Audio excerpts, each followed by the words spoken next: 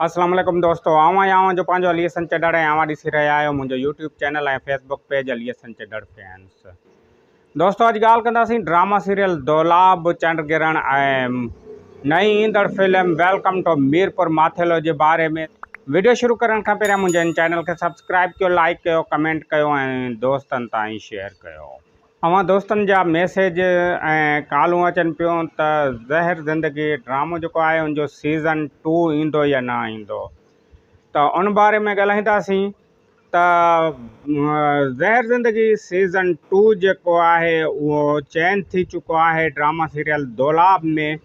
ऐं मां अव्हांखे ॿुधाईंदो हलां त ज़हर ज़िंदगी ऐं दौलाब जे जॾहिं असां डिक्शनरी खणंदासीं, उन जो डिक्शनरी मुताबिक़ असां उनखे ॾिसंदासीं जेका आहे साॻी बीहंदी वञी, छो त ज़हर ज़िंदगी में धोखो फ़रेब वग़ैरह ऐं दौलाब जी माना बि आहे धोखो फ़रेब मकर वग़ैरह।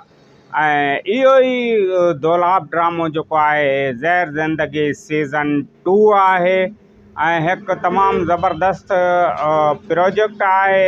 इन दौलाब जे बारे में अव्हांखे ॿुधाईंदो हलां त जेको ज़हर ज़िंदगी जो राइटर डायरेक्टर हुयो साॻियो ई राइटर साईं नूर ज़ौर ऐं डायरेक्टर फरज़ंद मलिक खजू। साॻी ड्रामे जी जेका लोकेशनूं आहिनि उहे लोकेशनूं ॾेखारियूं पियूं वञनि ऐं घणो करे जेके करेक्टर आहिनि सेम करेक्टर उहे ॾेखारिया पिया वञनि। कुझु चैन थिया आहिनि, कुझु तकरार जा आहिनि, कुझु ज़हर ज़िंदगी जा आहिनि, पर हीउ जेको ड्रामो आहे तमामु ज़बरदस्त आहे दौलाब।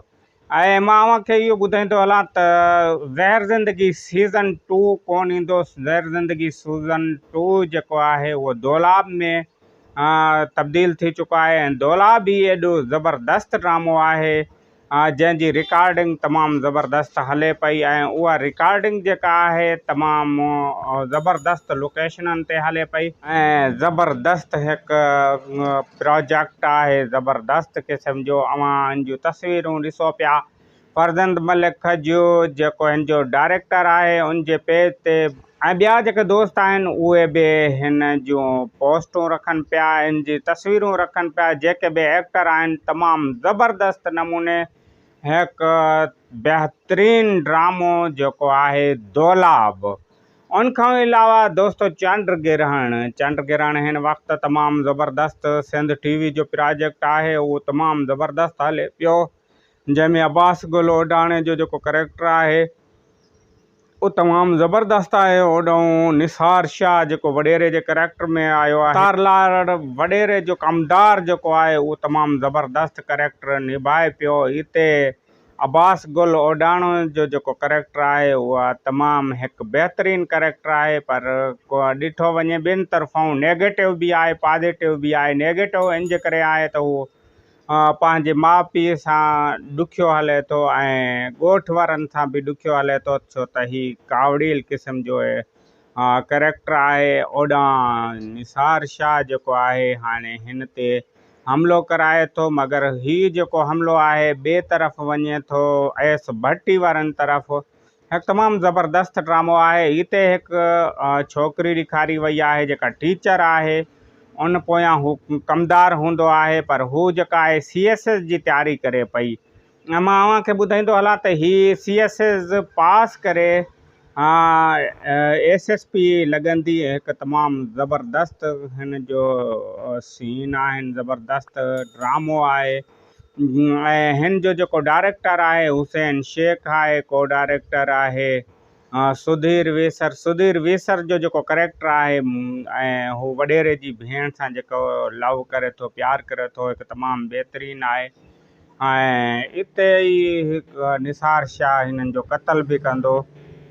हिकु तमामु बहितरीनु जेको ड्रामो आहे उहो हले पियो। ऐं अव्हांखे ॿुधाईंदो हलां त welcome to Mirpur Mathelo film हिकु तमामु ज़बरदस्त आहे, जंहिंजो राइटर डायरेक्टर ऐं पाण आहियां। हिन में तमामु बहितरीनु एक्टर कमु करे रहिया आहिनि, जंहिंमें काज़ी अयाज़ कलवड़, उनखे अव्हां मुंहिंजे ॿियनि फिल्मनि में विलन जे करेक्टर में ॾिठो हूंदो, पर हीउ जेको करेक्टर आहे जोगी जो करेक्टर हिकु तमामु ज़बरदस्त करेक्टर। जॾहिं फिल्म आई अव्हां ॾिसंदव त उन खां पोइ ॿियो जेको सुल्तान जो कैरेक्टर आहे उहो गुलाम नबी कलवड़ गुलू करे पियो, उहो तमामु ज़बरदस्तु आहे। हीरो जो जेको कैरेक्टर आहे उहो अता मोहम्मद कलवड़ ऐं साइड हीरो जो अशफाक कलवड़ ऐं हुन जो जेको कैरेक्टर आहे उहो शाहबाज़ कलवड़ ऐं ASI शाबान कलवड़। ही जेके कैरेक्टर आहिनि ही तमामु ज़बरदस्तु ऐं हिन जी कहाणी जेका आहे जॾहिं अव्हां ॾिसंदव अव्हांखे ख़बर पवंदी त हिन जी कहाणी केॾी ज़बरदस्तु आहे। ही जेका मीरपुर माथेलो जी तमामु बहितरीनु लोकेशननि ते ही फिल्माई वई आहे, जंहिंजो वाइंड अप बि जा सीन जेके आहिनि कल्ह उहे रिकॉर्ड थी चुका आहिनि। तमामु ज़बरदस्तु हिकु लोकेशन आहे, जॾहिं अव्हां ॾिसंदव त वाइंड अप जो जेको सीन आहे तमामु ख़तरनाक सीन आहिनि। जेके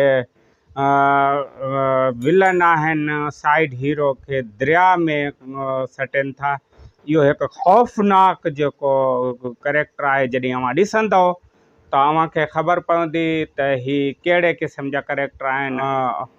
ऐं सुल्तान ऐं जोगी जो जेको कैरेक्टर आहे उहो ॾिसण वटां आहे।